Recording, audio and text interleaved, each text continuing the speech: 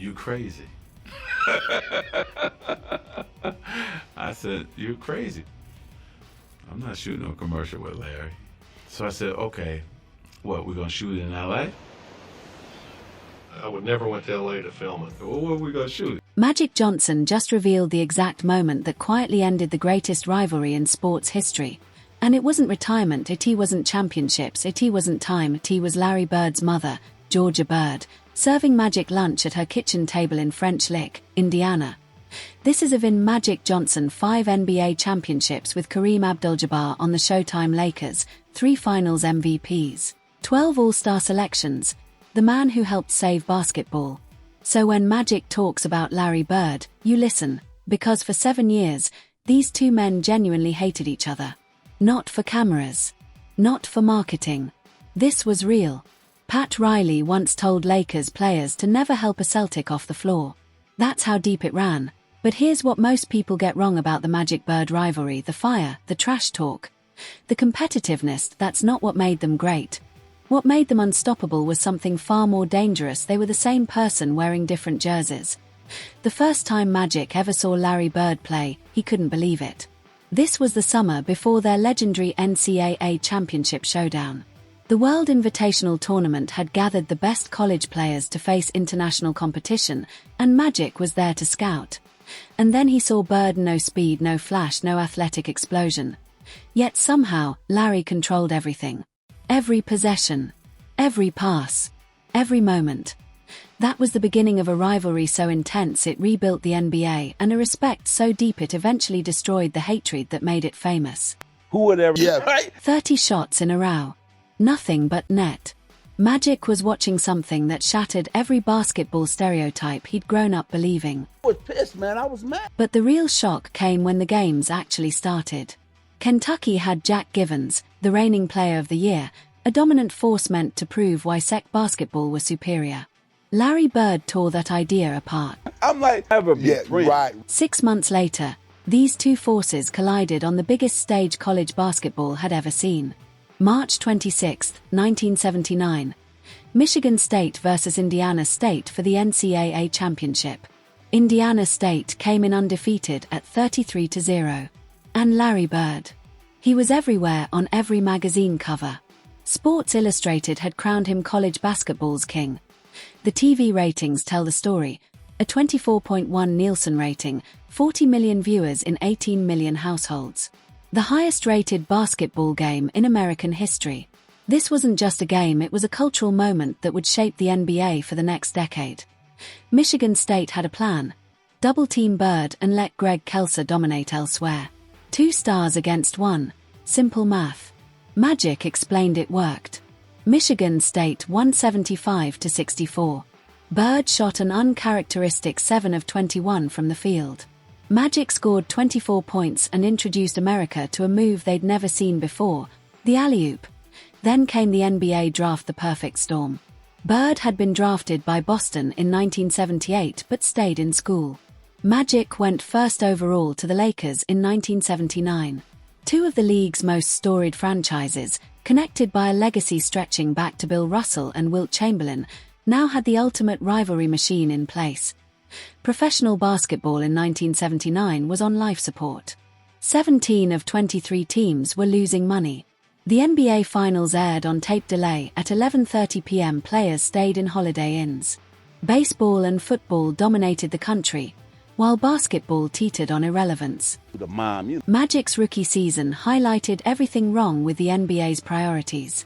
He led the Lakers all the way to the finals and became the first rookie in history to win Finals MVP, only the 3rd player ever to go straight from a college championship to an NBA Finals title. And his reward? He lost Rookie of the Year to Larry Bird, 63-4. I was pissed, man. I was mad, Magic admitted. he's bringing out all the ball players. This wasn't manufactured TV drama. This was decades of institutional hatred passed down through generations. Pat Riley made it crystal clear to his Lakers, "I don't want you helping a Celtic if they hit the floor." Red Auerbach had instilled the same mentality in Boston. This was tribal warfare disguised as basketball, played out on the hardwood of Boston Garden and the Forum. For 8 years, they battled. 1984 NBA Finals. Celtics beat Lakers in 7 games.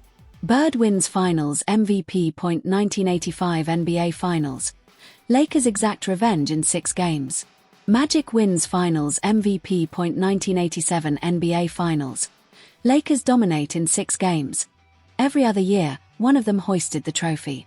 The NBA built its identity on their mutual destruction. Magic averaged 19.5 points, 7.7 rebounds, and 11.2 assists in finals games against Bird. Bird averaged 25.3 points, 11.1 rebounds, and 4.6 assists alongside Kevin McHale and Robert Parrish. Head-to-head, Magic held a 22-15 overall record, including 11-8 in the playoffs.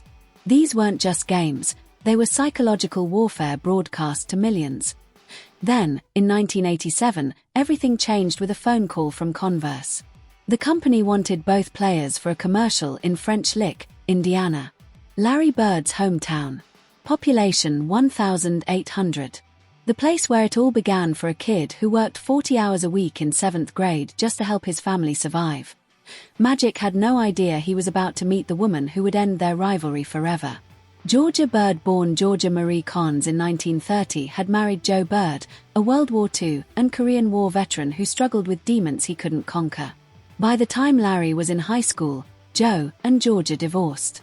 Then, in February 1975, when Larry was 18, Joe called his ex-wife, saying the family would be better off without him, and shot himself in the head. Georgia Bird raised 6 children alone in one of Indiana's poorest counties.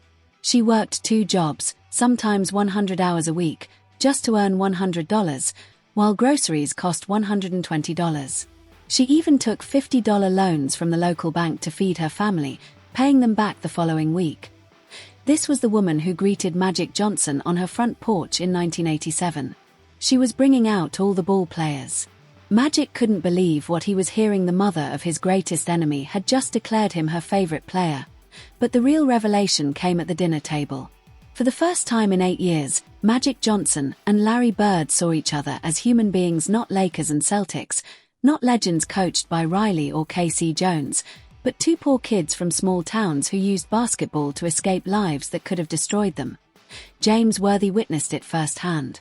That Converse commercial wasn't just an ad, it revealed to the world that they weren't enemies. They were 2 fierce competitors who hated to lose.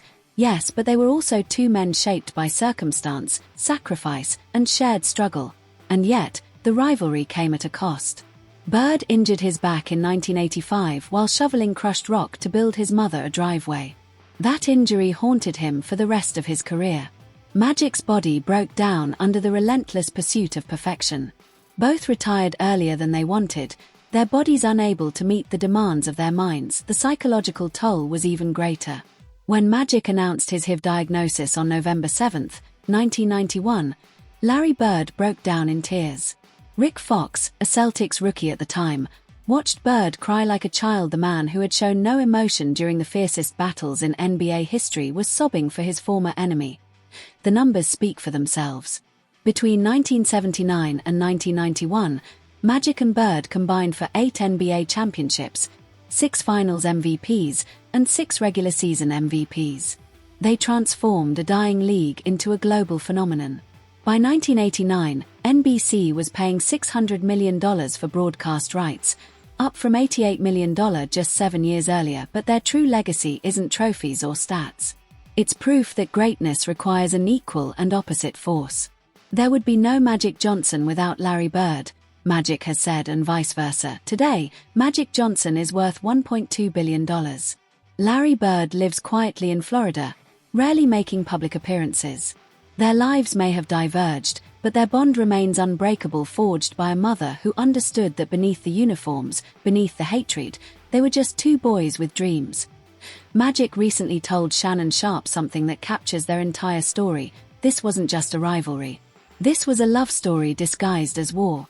And it took a mother's wisdom to make 2 grown men finally understand it.